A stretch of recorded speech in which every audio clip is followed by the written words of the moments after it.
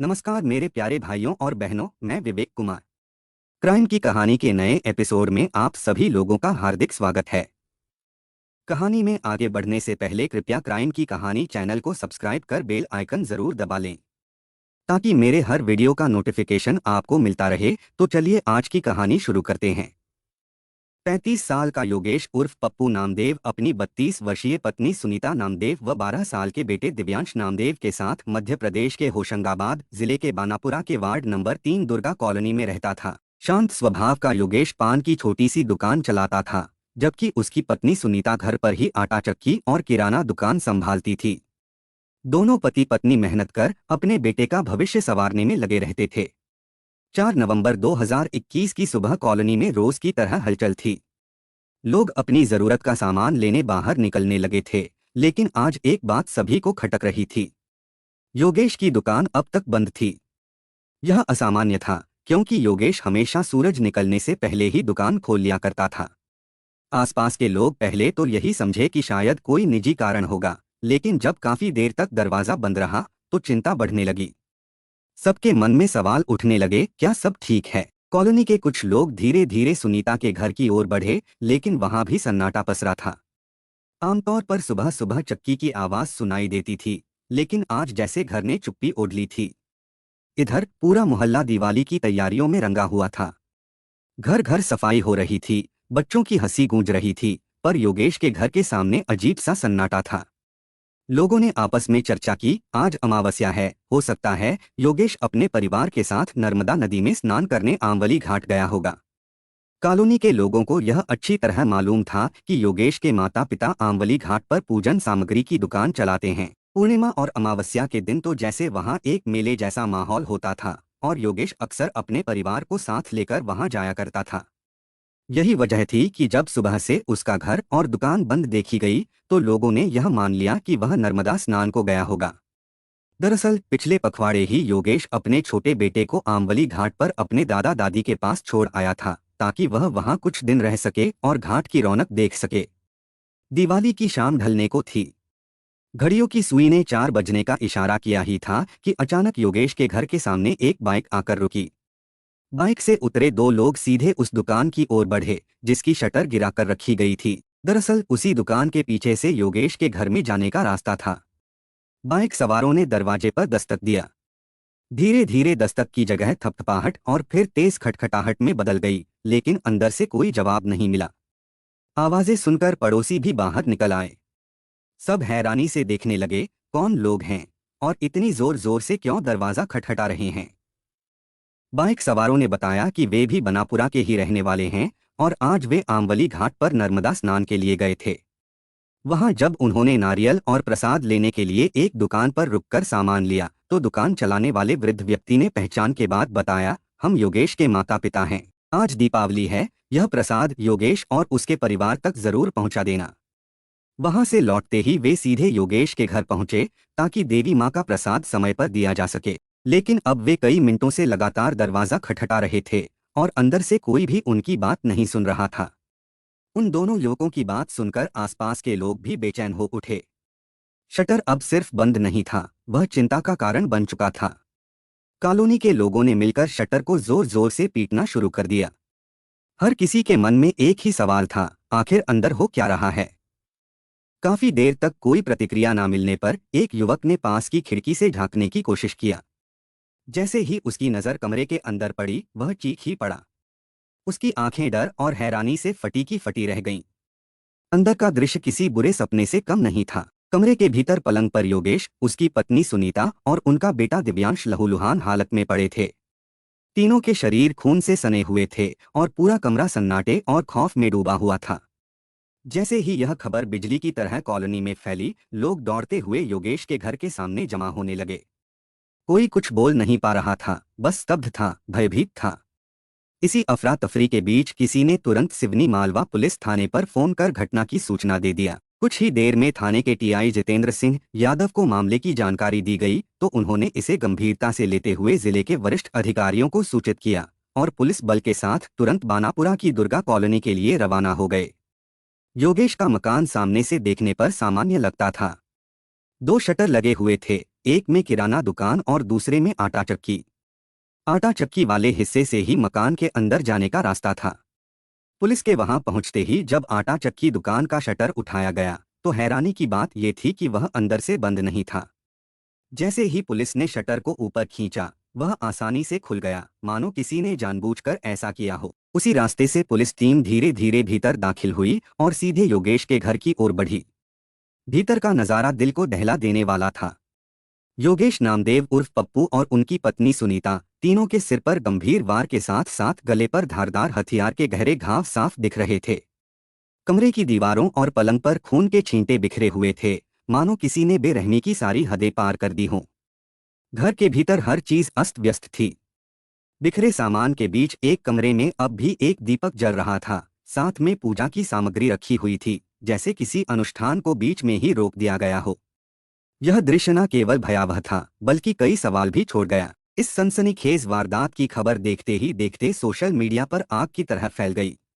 मामले की गंभीरता को देखते हुए होशंगाबाद जिले के SP doctor Gurukaran Singh, ASP Awadhesh Pratap Singh, SDPO Saumya Agarwal, forensic team और डॉग स्क्वाड तुरंत मौके पर पहुंच गए। घटना की खबर जैसे ही आमवली घाट में रहने वाले योगेश के पिता को मिली, उन्होंने तुरंत अपने पोते को ले आने की तैयारी किया। योगेश का एक बेटा पहले से ही अपने दादा दादी के पास रहता था।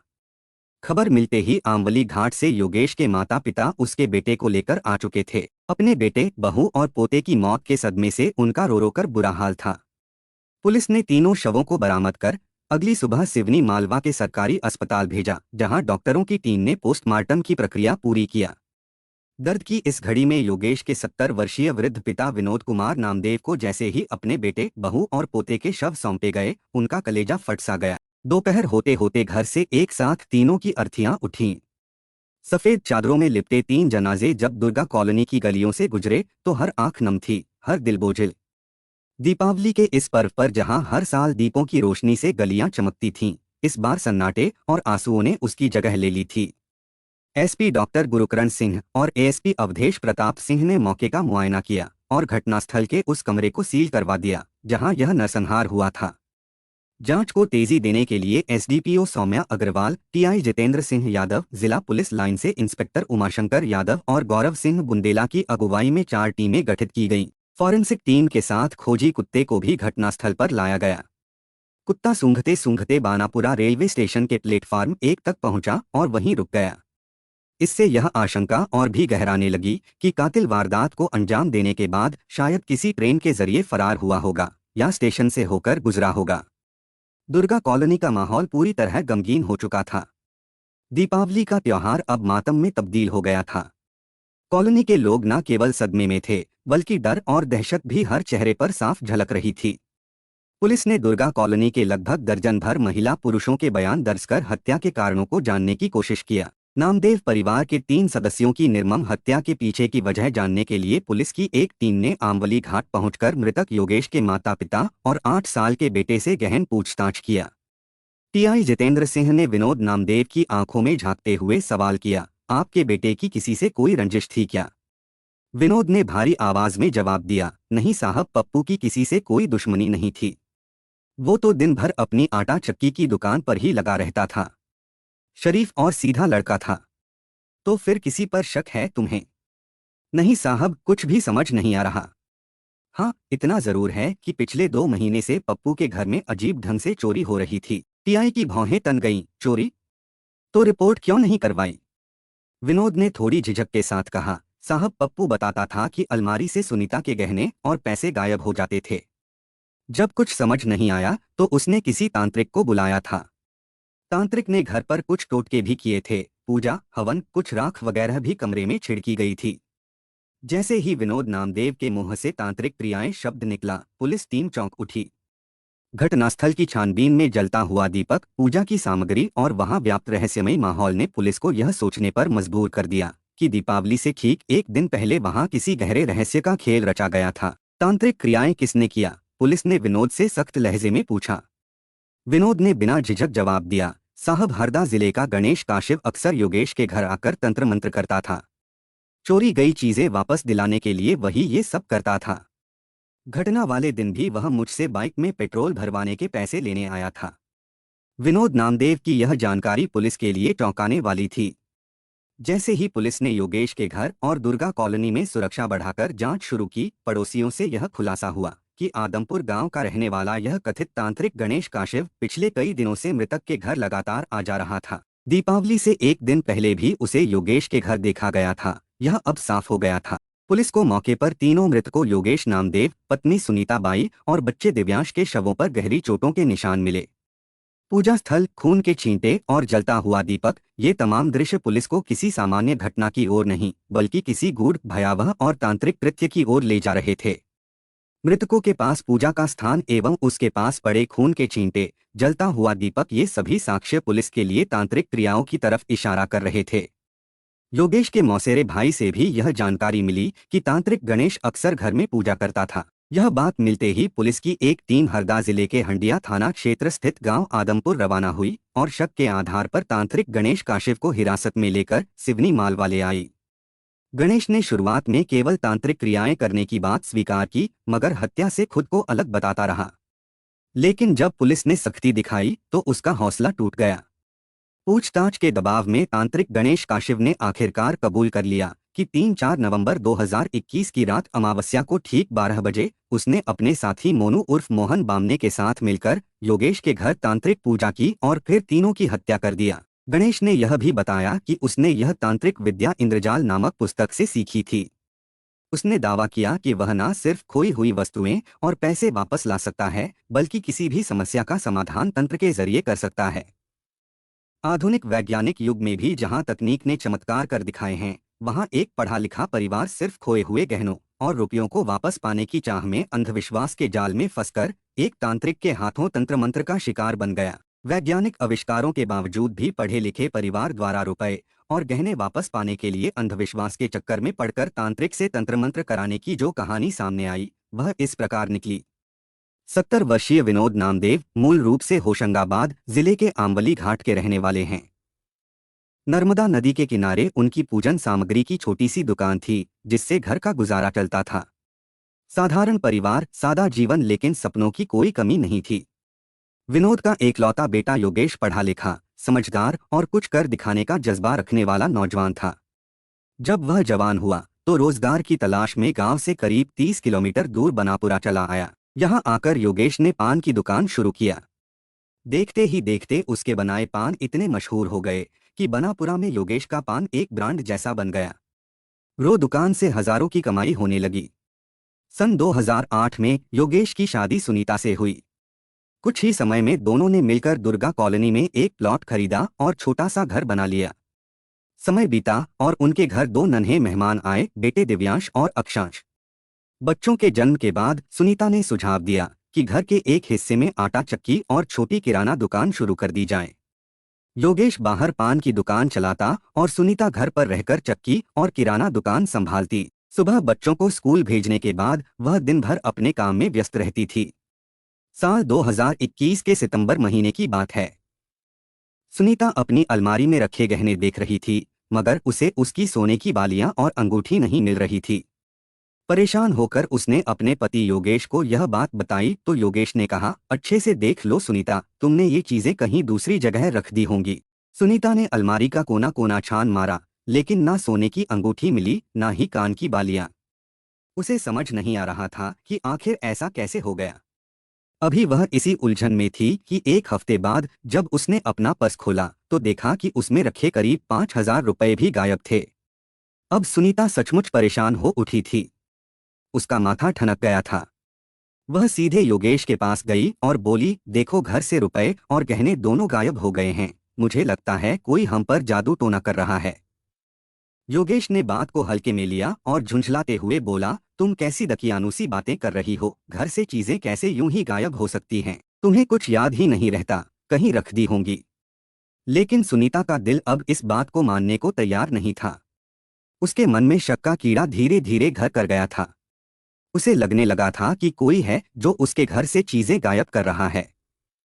और यह कोई सामान्य चोरी नहीं, कुछ और है, कुछ रहस्यमयी है। इसी दौरान एक दिन योगेश की मौसी का लड़का मनीष उनके घर आया। सुनीता ने उसे सारी बात बताई, गहनों के गायब होने की, पैसों के अचानक पर्स से उड़नछू हो जाने की बात बताया। मनीष ने बात सुनी और बोला, भाभी मैं एक तांत्रिक जानता हूँ, बंजारा बाबा। वो गुम हुए सामान को वापस दिला देता है, कई लोगों की मदद कर चुका है। सुनीता की आंखों में जैसे उम्मीद की चमक लौट आई। वह चहकते हुए बोली, भैया तुम बंजारा बाबा से बात कर लो, मुझे भी मेरे रुपए और गहने वापस चाहिए। 2-3 दिन बाद मनीष अपने वादे के मुताबिक एक अजनबी साधु को लेकर योगेश के घर पहुंचा। उसने खुद को बंजारा बाबा बताया। लंबी जटाएं, आंखों में रहस्यमय चमक और हाथ में इंद्रजाल नाम की एक पुरानी किताब।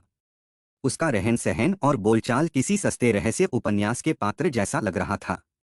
लेकिन असल में उसका नाम गणेश काशिव था। उम्र महज 25 साल, मगर चेहरा अनुभव से भरपूर। हरदा जिले के हंडिया थाना क्षेत्र के आदमपुर गांव का रहने वाला गणेश उस उम्र में तंत्र मंत्र की किताबों में डूब गया था, जब बाकी लड़के स्कूल की पढ़ाई में व्यस्त रहते हैं। धीरे धीरे उसका नाम तंत्र साधना और झाड़ फूंक में इतना फैल गया कि आसपास के गांवों में लोग उसे बाबा कहने लगे। गणेश अक्सर बनापुरा आता और लोगों को बताता कि उसके पास इंद्रजाल नामक पुस्तक है, एक ऐसी किताब जिसमें जमीन में गड़े धन का पता लगाने और चोरी गया माल वापस लाने के तांत्रिक उपाय बताए गए हैं। उसका एक खास साथी भी था, मोहन बामने उर्फ मोनू। करीब 30 साल का मोनू रीजगाम का रहने वाला था और अक्सर गणेश की तांत्रिक साधनाओं में उसकी मदद करता था, खासतौर पर अमावस्या की रातों में जब दोनों सुनसान जगहों पर अनुष्ठान करते थे। हमारा समाज आज भी अंधविश्वास की जकड़ में इस कदर उलझा हुआ है कि तालीम और तरक्की के बावजूद लोग जरा सी परेशानी में तांत्रिकों की शरण में पहुंच जाते हैं। सुनीता और योगेश भी इस इंद्रजाल में उलझने लगे थे। गणेश अब नियमित रूप से योगेश के घर आने लगा था। वह बड़ी सहजता से कहता, इस घर पर प्रेत का साया है, इसी वजह से चीजें गायब हो रही हैं। और फिर एक दिन उसने योगेश को 6 ताबीज दिए और कहा, इन्हें घर के सभी लोग अपने गले में हमेशा पहन कर रखें, तो प्रेत का साया उनका कुछ नहीं बिगाड़ सकता। दीपावली के ठीक एक सप्ताह पहले गणेश ने सुनीता को एक विशेष साधना की बात बताई। उसने कहा, दीपावली के एक दिन पहले की रात, अमावस्या की रात, मैं तुम्हारे घर आकर एक शक्तिशाली तांत्रिक अनुष्ठान करूंगा। इससे तुम्हारे घर से जो भी सामान गायब हुआ है वह वापस मिल जाएगा। गणेश ने सुनीता को एक सामान की लिस्ट थमाई। उसमें कुछ सामान्य चीजें थीं और कुछ ऐसी विचित्र वस्तुएं जिनका उपयोग आमतौर पर तांत्रिक क्रियाओं में होता है। काफी मशक्कत और भागदौड़ के बाद वह सारे सामान जुटा पाया जिनकी मांग गणेश ने की थी। योजना के मुताबिक रूप 14 की शाम गणेश अपने सहयोगी मोनू उर्फ मोहन बामने के साथ योगेश के घर पहुंच गया। सुनीता और योगेश ने पूरी श्रद्धा और उम्मीद के साथ उनका स्वागत किया। लेकिन इस बार गणेश सिर्फ झाड़फूंक करने नहीं, कुछ और ही मंसूबे लेकर आया था। इंद्रजाल नामक तंत्र विद्या की किताब से पढ़े एक श्लोक ने उसके भीतर लालच और पागलपन की चिंगारी भड़का दी थी। उसके अनुसार अमावस्या की रात यदि किसी बलि की तांत्रिक विधि से आहुति दी जाए तो साधक को असीम शक्तियां प्राप्त होती हैं। ऐसी शक्तियां जो जमीन में गड़े धन को ढूंढ सकती हैं, चोरी गया माल लौटा सकती हैं और तांत्रिक को अमर मान्यता दिला सकती हैं। गणेश, जो पहले सिर्फ खुद को साधक कहता था, अब खुद को सिद्ध बनाना चाहता था और इसके लिए उसने बलि का रास्ता चुना। मोहन उर्फ मोनू भी उस अनुष्ठान का गवाह और सहयोगी बनने को तैयार था। योजना के तहत वे दोनों रात 9 बजे ही पूजा पाठ की तैयारियों में जुट गए थे। योगेश के घर में बने एक कमरे को उन्होंने विशेष तांत्रिक अनुष्ठान के लिए चुन लिया था। वहां दीपक जला दिए गए थे, धूप सामग्री, नींबू, लाल कपड़े, अगरबत्ती और अन्य पूजा सामग्री सजा दी गई थी। इधर सुनीता रसोई में लगी थी। तांत्रिक अनुष्ठान की तैयारी के साथ साथ रात के खाने का इंतजाम भी उसे ही करना था, क्योंकि गणेश ने सुनीता से बोल दिया था कि खाना तैयार कर परिवार के लोग खा लें। तांत्रिक अनुष्ठान के बाद वह खाना खाकर ही घर जाएगा। इसके बाद गणेश ने रहस्यमय मुस्कान के साथ एक पुड़िया सुनीता की ओर बढ़ाई और धीमे स्वर में कहा, इसे सब्जी में डाल देना, ये अभिमंत्रित भभूत है जो हर बला से बचाएगी। सुनीता की आंखों में उम्मीद की चमक लौट आई थी। उसे यकीन था कि बंजारा बाबा के तांत्रिक चमत्कार से उसके खोए हुए गहने फिर मिल जाएंगे। भभूत सब्जी में डाल दी गई थी। रात धीरे धीरे अपने रहस्य समेटती आगे बढ़ रही थी। घड़ी की सुइयां 11 के करीब पहुंच चुकी थीं, जब बाबा ने गंभीरता से कहा, आप तीनों खाना खाकर थोड़ा आराम कर लें, तांत्रिक अनुष्ठान में 2 घंटे से ज्यादा का समय लगेगा। बाबा पहले ही तांत्रिक क्रिया को देखने से मना कर चुके थे। इसलिए सुनीता, योगेश और दिव्यांश ने एक साथ खाना खाया और अपने अपने बिस्तर पर जा लेटे। न जाने कब नींद ने उन्हें अपनी गिरफ्त में ले लिया, या यूं कहिए बेहोशी ने अपने आगोश में ले लिया था। तांत्रिक अनुष्ठान पूरा होते ही बाबा ने मोनू को इशारा किया, जाओ देखाओ। मोनू दबे कदमों भीतर गया। तीनों बेसुध थे। उसने आवाज देकर पुकारा, लेकिन कोई हरकत नहीं हुई। भभूत की असली सच्चाई अब सामने थी। वो कोई चमत्कारी राख नहीं, बल्कि मौत की नींद सुलाने वाला जहर था। मौका देखकर दोनों अंदर घुसे। बाबा ने तांत्रिक क्रिया में इस्तेमाल की गई धारदार कुल्हाड़ी उठाई और दोनों ने बिना किसी झिझक के एक एक कर तीनों पर कहर बरपा दिया। कुल्हाड़ी के घातक वारों से लहू के छींटे उनके कपड़ों पर उड़ाए। तीनों का काम तमाम कर गणेश और मोनू ने अलमारी में रखे गहने और रुपए निकाले और सारा सामान समेटकर वे बाइक से भाग गए। जिस ढंग से दोनों ने घटना को अंजाम दिया था, उन्हें पकड़े जाने का जरा भी खौफ नहीं था। उनकी आंखों में अपराध का कोई पछतावा नहीं था, बल्कि एक ठंडी निर्दयता से भरी हुई अदा थी। अपराध को अंजाम देने के बाद वे सीधे अपनी बाइक पर सवार हो गए और रातों रात हरदा जिले के अपने अपने गांव पहुंच गए। उन्हें ये पूरा यकीन था कि पुलिस कुछ नहीं कर पाएगी, क्योंकि वे पुलिस की नजरों से दूर थे। लेकिन पुलिस ने अपनी ओर से कोई कसर नहीं छोड़ी थी। जब पुलिस ने सघन पूछताछ की तो सब राज एक एक करके खुलते गए। यह जानकारी सामने आई कि गणेश और मोनू तंत्र मंत्र के लिए अक्सर बनापुरा आते थे और यही उनकी घातक योजना का हिस्सा था। जैसे ही यह तथ्य सामने आया, पुलिस को दोनों की धरपकड़ आसान हो गई। सिवनी मालवा पुलिस ने बाखूबी दोनों को उनके गांव से गिरफ्तार किया। आरोपियों के खिलाफ भारतीय दंड संहिता की धारा 302, 201, 460, 380 के तहत अपराध दर्ज कर लिया गया। 8 नवंबर 2021 को दोनों को कोर्ट में पेश किया गया, जहां उन्हें एक दिन के पुलिस रिमांड पर लिया गया। रिमांड के दौरान हुई पूछताछ में उन्होंने सारे मामले का खुलासा कर दिया। तांत्रिक गणेश की निशानदेही पर घटना में प्रयुक्त कुल्हाड़ी, खून से सने हुए कपड़े और योगेश के घर से चुराए हुए गहने, रुपए और मंगलसूत्र को बरामद किया गया। 10 नवंबर को दोनों को फिर से कोर्ट में पेश किया गया, जहां से उन्हें होशंगाबाद जेल भेज दिया गया। कहानी को लास्ट तक सुनने के लिए आपका धन्यवाद। इस कहानी के बारे में अपनी राय कमेंट करके ज़रूर बताइएगा और ऐसी ही अपराध की सच्ची कहानियों के लिए हमारे चैनल क्राइम की कहानी को सब्सक्राइब कर लीजिए। कहानी को लाइक और शेयर ज़रूर करें। धन्यवाद।